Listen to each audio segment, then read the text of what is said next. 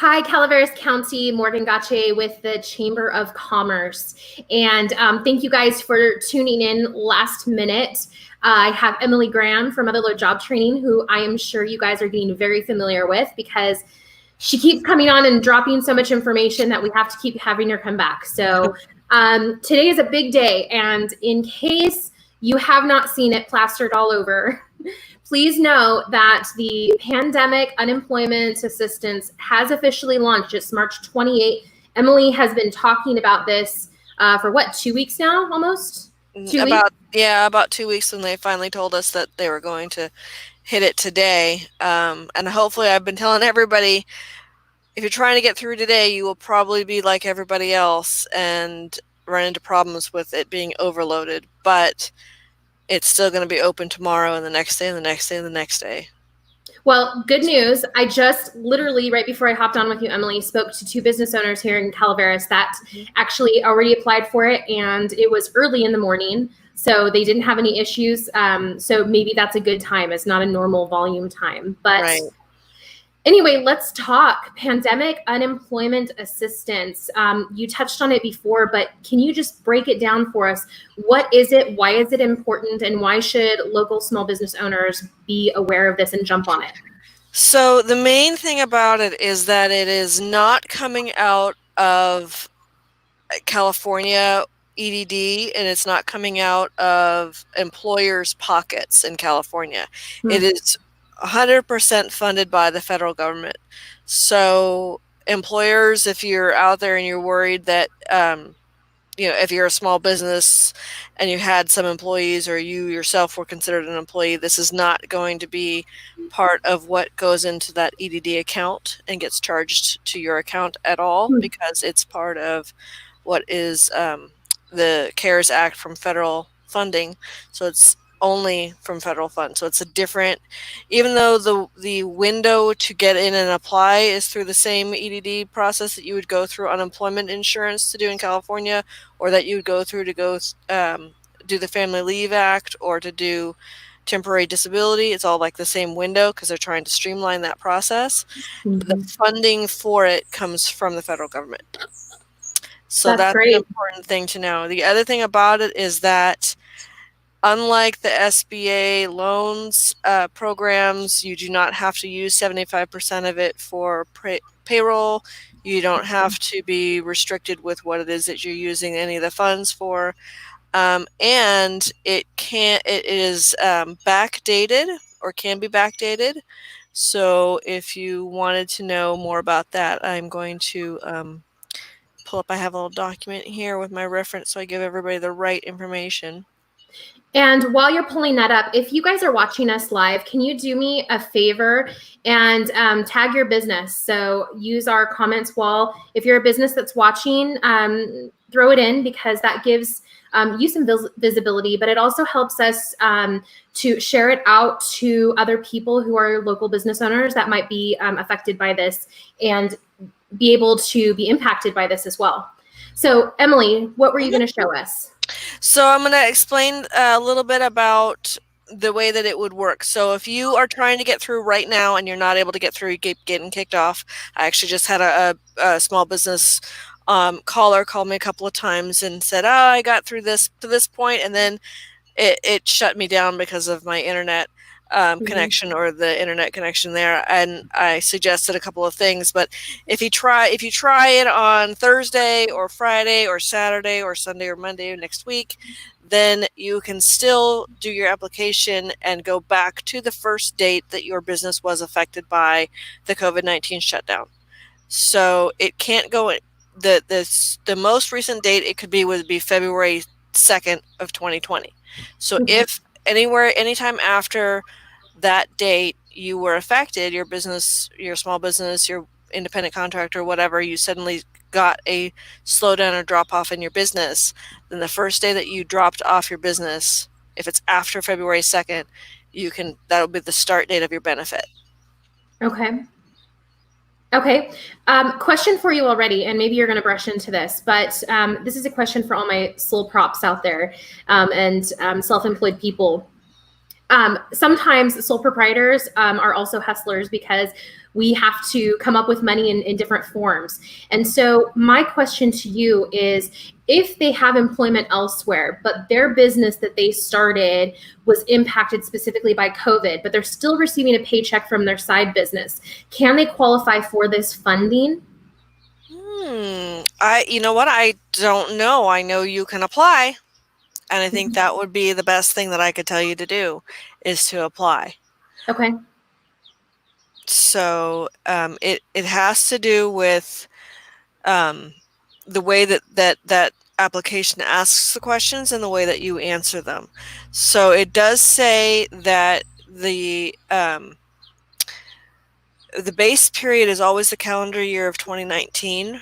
That individuals who become unemployed as a direct result of COVID on or after January 27th of 2020, who self-certify that they are impacted by one of the COVID reasons that's listed on the website, and who meet all the other PUA eligible criteria, will receive a weekly benefit amount of at least $167, regardless of what their income is during the base period.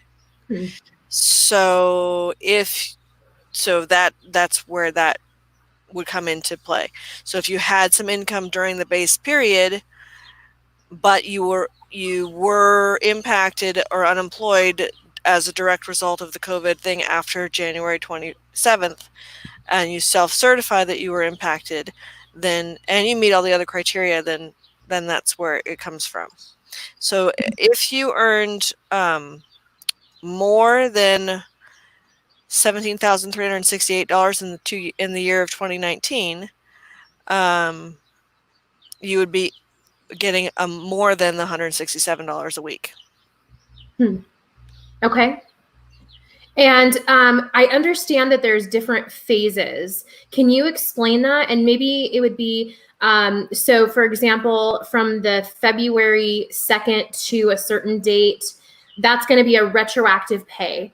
And so that's different from the payment that they receive moving forward. And I think they briefly talk about it on the actual page there. So I don't know if you want to share, or if you want yes, they do a little bit. You can, let's see who can get into it a little bit more. And that has to do with when the CARES Act was put into place, because they can't do a benefit before it was put into place. So I'm wanting to find it. I got it. Yes, there, up through March 28th. So if you were impacted before March 28th, for each one of those weeks, the benefit amount is going to be phase 1, which is the $167. For the phase 2, it's the $167 plus $600 per week. So I don't know where this comes into play with the information that we are getting from EDD that says if your base wage is higher than that from the year of 2019, then you could get more than the $167. That's what they're saying to us. Okay. So where that comes out when you finally get that, I don't know. Okay. But great. they that, I don't know how that'll work out. We'll see. So can you share a little bit about what you need to have in preparation for applying for it? So I can't just go to the site and not have any materials with me to reference. So what materials do I need to have? Right. So the main thing is going to be whatever documentation that you can show is the day that you started to have the impact of unemployment due to the COVID-19 slowdowns. So the date that you became eligible is going to be the first thing you're going to need to have that documentation of. You're also going to want to have documentation of income. So whether that was from beforehand, so whether that's in form of your tax return information from 2019, that you have that information handy. I don't know how much of it you're going to be using for reference, because they talk about it being a self-certification. So you're basically, but when it comes to that, you're self-certifying some very specific reasons for why you're eligible for the program. Okay. Does that make sense? Yeah. Yeah, it does. Now, you were saying the first item that you mentioned was something proving the date that your unemployment started. What does that look like? Do you have any kind of ideas that we can use for that? If you have kept a record on a calendar of when you had jobs and you have a record of when those jobs started to be canceled, Okay. that would be what I would go with. Okay. Great. You do have to show proof of citizenship or be able to certify that you are a citizen of the United States, or that you had employment authorization during the time that you would be asking for the benefits. Okay. So that's an important thing to know that you would need to have. You would need to have your employment history for the last 18 months, including the names of the company or companies that appeared on your paychecks, if you had paychecks or other kinds of information. Work that you did for other folks, specific information from your last employer, the last company that you worked for, or that you did, the last customer that you had that you worked for. You're going to have that information as well. Okay, great. Now, I know this question is going to come up, and maybe you can clarify it or at least give them a resource they can go to for people who don't have like 1099 status, meaning that they didn't have a signed contract, that it was possibly a cash exchange. Are they going to qualify for the PUA? So I can't tell anybody right now because I don't work for EDD and I'm not an unemployment or staffer. I can't tell anyone whether they would be eligible or not. What I can tell you is that to apply for the benefits, anyone can apply as long as they meet those criteria that are outlined in the website. So it doesn't say the definition of what an independent contractor is. You do have to have been employed before or working before and not working now. No. Okay. So it's a little different in the respect that you won't have a record of wages that were paid in through the standard unemployment benefits application because you were self-employed. Okay. Sorry, people are calling me already. I can get to the calls pretty soon when I'm done with this. So the website is specifically up there for everyone to get information to, and I think you've got the frequently asked questions up there, right? Yeah. So the link that we have right now in the Facebook Live is the one directly to the Pandemic Unemployment Assistance Program. So if you click on that, it'll take you directly to the page, which does have a frequently asked questions link among everything else, including the application link. So that is definitely the place to go to.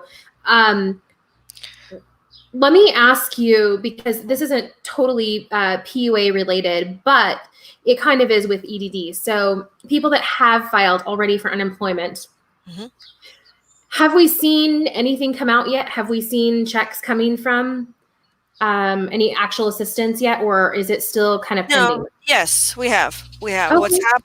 What happened is, I mean, that's anecdotally. I've heard people say that yes, they've gotten their thing. What we've had is a blanket uniform agreement for benefits and not needing to certify for each week of receiving the benefits for a period of time from, I think it was March 28th till it'll be May 14th, I believe.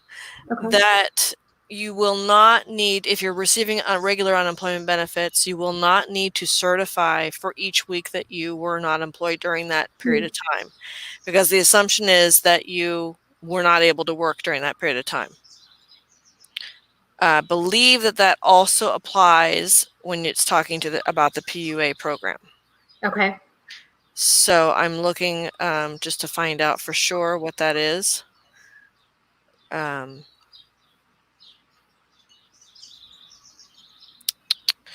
Sorry for the dead air here. I just want to make sure I give everybody the right information. I do know that if you applied for unemployment benefits and you got through and then you got something back that said you have 0 in benefits, that what it means, it could be a couple of different things. It could be, 1, that they could not verify your identity. 2, that you were identified as an independent contractor, or that you were self-employed.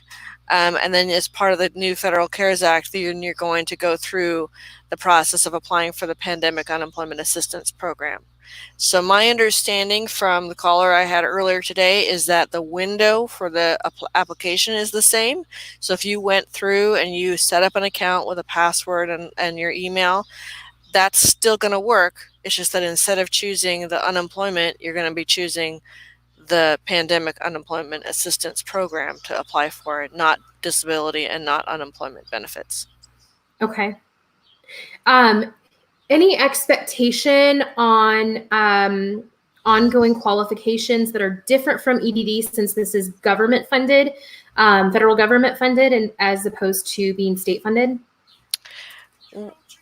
Well, there's a situation. Let's see. Let me see what it says. The main thing is that you can be an independent contractor and a self-employed individual and get the benefits. That's normally in California through regular unemployment benefits. You cannot do that unless you are classified as an employee and your employer has paid into it. This is not the case for the Pandemic Unemployment Assistance Program. It does help people who are unemployed that are not usually eligible for the state unemployment benefits and are unemployed or partially unemployed for reasons directly related to the COVID-19 pandemic, including business owners, the self-employed, and those who have limited recent work history. Normally, those individuals would not be able to get unemployment assistance. Okay. Hey, we have a question here from Brandon. I'm going to put this up here. So Brandon asked, are you currently, he said he had a question. He's filling out the application now and ran into this tricky question. Are you currently self-employed, have your own business, or work as an independent contractor, or plan to become self-employed? If you are impacted by COVID-19 pandemic, click no. That's what the directions say? That's what he is saying.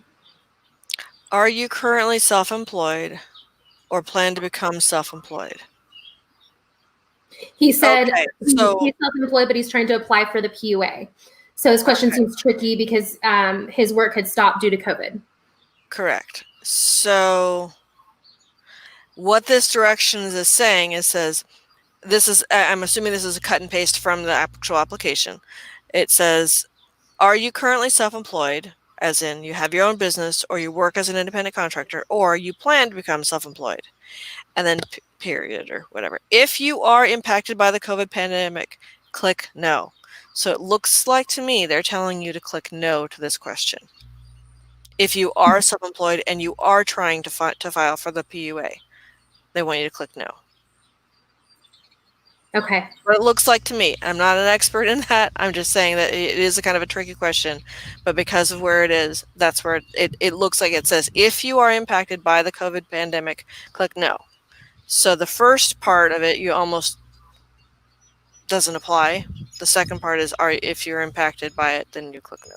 Like they're almost trying to put it in different buckets. Are you applying for regular unemployment, or are you applying for the PUA? Is that what you're saying? I don't, because I can't see what the application looks like. I don't know. Brandon, if you want to connect with Emily afterwards to show her specifically like a screenshot, I put her email above so you can contact her there. It's .org, mlgt.org. Oh, Jake Hay. I'm sorry. Wow. Apologies, everyone. Let's try that again. Meanwhile, while I'm updating your contact information here, can you talk to us a little bit about what's going on with, and I know that you're not the advocate for the SBA right now, but talk to us a little bit about the PPP and EIDL and using that in combination with the PUA. So my understanding about the PPP is that when you go and get it, it's it is restrictive a little, quite a bit. 75% of the funds, if you want it to become a grant, would have to be spent on your payroll. So what that means is that you, as an employer that have employees, Mhm. you're basically paying your employees using this loan to not come to work, or to work very little, or to work from home and not have the expenses that you have. But if you are somebody that you only have one employee, and it's not, that cost is not 75% of what your normal cost of business is, that might not be the better choice for you. Okay. That's kind of a question for Trudy to see if you would want to be doing that or not. That's what the thing is about the pandemic unemployment assistance, is that once you get that, those funds are not earmarked for a particular thing. Now, what I don't know is, because I haven't looked through all the frequently asked questions, is how it works for like the equivalent of payroll tax or deductions that are taken out of that. I know that regular unemployment benefits, you can have deductions taken out of that to pay into payroll taxes and things like that, or your tax, your federal income tax. You can have those deducted so that you have that, you continue to pay those out of your unemployment benefits. I don't know if that's the same for pandemic unemployment assistance. I would imagine it is. Okay. But the one thing you want to watch out for is overpayments. Yeah. So that's also in there. Okay. Okay. Great. What are some questions? I'm sure that you've been just inundated today with questions regarding the PUA. Can you share any of the common questions that you're getting and what the responses are? So one of the things is that I think is probably the most common is that people may have already applied for unemployment insurance, but meant to apply for pandemic unemployment assistance, because up until 2 weeks ago, we were advised to let everybody know that they should apply or attempt to apply for unemployment.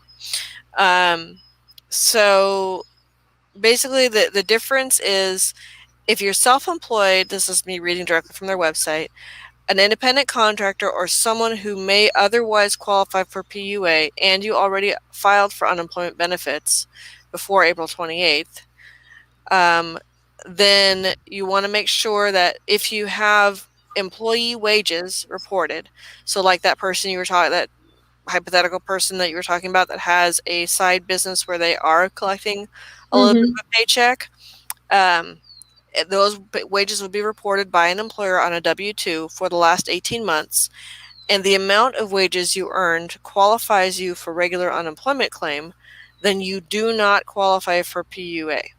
You should follow the EDD's instructions as they relate to the unemployment claim that you already filed. Okay. Okay. If you have already received regular unemployment benefits and you still have a balance on your unemployment claim, then you don't qualify for the pandemic assistance. If you are still subject to penalty weeks on your regular unemployment claim, then do not apply for PUA on April 28th, today.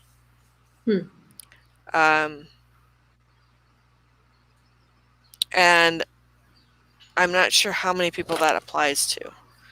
Okay. But not that many, I don't think.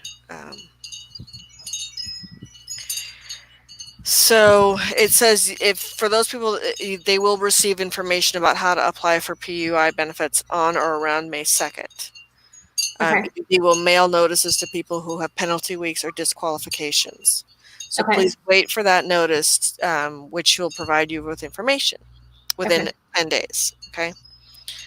So if you are an employee do not have enough wages for the last 18 months, you can apply for the pandemic unemployment assistance today or after, and you don't need to cancel your existing unemployment claim, and you don't need to call EDD.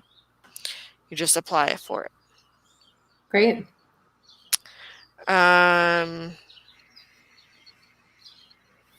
So one of the other tricky parts is that how people are getting their benefits. They get their benefits from an EDD debit card. If you've never gotten one of these before, it comes in the mail approximately 10 to 15 days after someone has done an application and the application's been reviewed and accepted. It is a Bank of America card. So where a lot of people think that they get it, they're not sure how to do it, they want to set up a direct deposit, they're not understanding. All of that information is going to be through that card and the 1-800 number that's on that card. If you've applied for your benefits and 3, 4, 5 weeks have gone by and you didn't receive that card, then that there's that phone number that I gave in one of our earlier calls about the technical assistance guide or technical assistance help. You can call them and they'll give you the phone number to call for Bank of America when you have a lost or stolen card or you never received your card. Okay. Do you have that number on you? Again, I can enter it again. Yeah, let me go find it. That was sent to me by our good friends at EDD. So technical help. Okay, the new phone number for the technical help, and maybe you can post this on there, is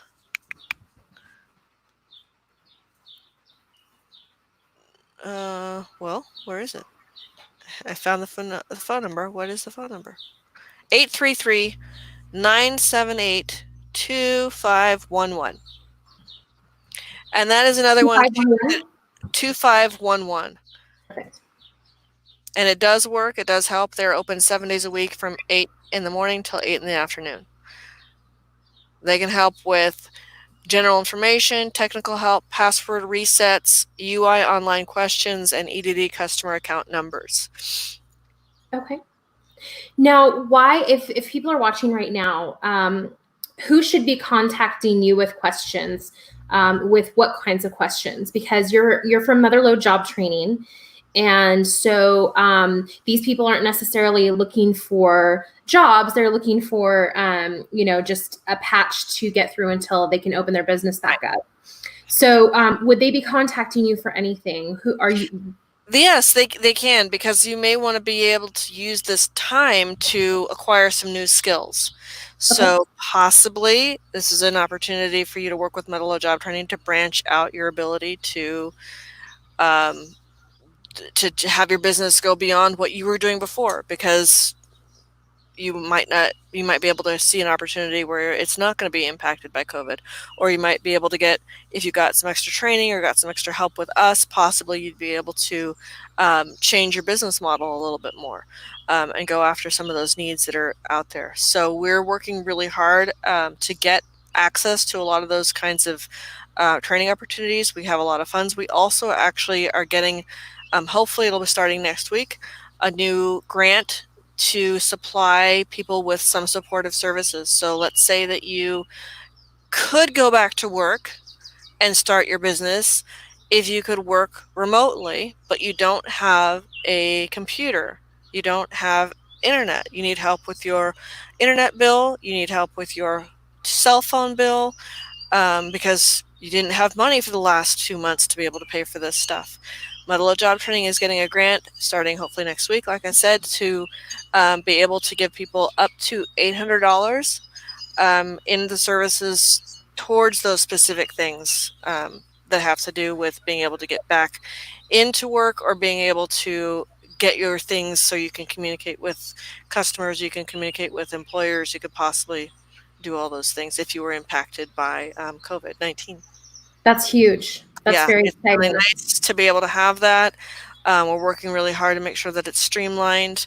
Ordinarily, our funds are pretty limited to helping people with things that are specific to their training or the specific to their employment specific thing. But for this grant, if you are behind, like I said, in those things, maybe you weren't able to pay for your vehicle registration and you need to do that. Maybe it's phone bills that are stacking up. Maybe it's your internet connection and you need to be able to pay that bill. That's a huge thing that we're able to offer to folks that are not employed because of the COVID-19 issue. If you're collecting unemployment benefits, then we can only help you with $400. But if you're not collecting unemployment benefits, then we can help you with the $800 amount. And it's not all in one shot either. So if you had $100 bill this month, and you have a $100 bill next month, then we can do that. That's great. That's awesome. That's a great share too. Any last thoughts with us about PUA or anything related there? I think that what we need to know is that right now, since this is the first day, and I know that I've heard somebody on the phone trying to get through right now this afternoon, they've been having a hard time getting through. You said somebody was able to get through this morning. 2 people were able to get through this morning. So my hope is that in those late evening hours or the early morning hours, then that people will be able to get through if they're not able to. My other thought is I want to put this out there. I know most people that are watching this have internet, obviously, or at least they have the ability to do on Facebook. But if you're wanting to find a resource for where you can sit on your phone or your tablet or your device and have a consistent Wi-Fi connection, we have a list of resources that are available throughout the county where there's free Wi-Fi. Oh, that's great. Where you can sit in their parking lot and use your device and get on there and take care of your business. Yeah, that's an important one to share. Where can we access that information? So that is actually on Facebook under Motherlode Job Training Calaveras. It's also on our Motherlode News, so it's mlgt.org/news. So there's newsletters that are going out every week, and you can look at back issues of those. And I think the last issue that we had on the last Friday has it on there. Great. That's awesome. And then we'll have another one for this week. Great.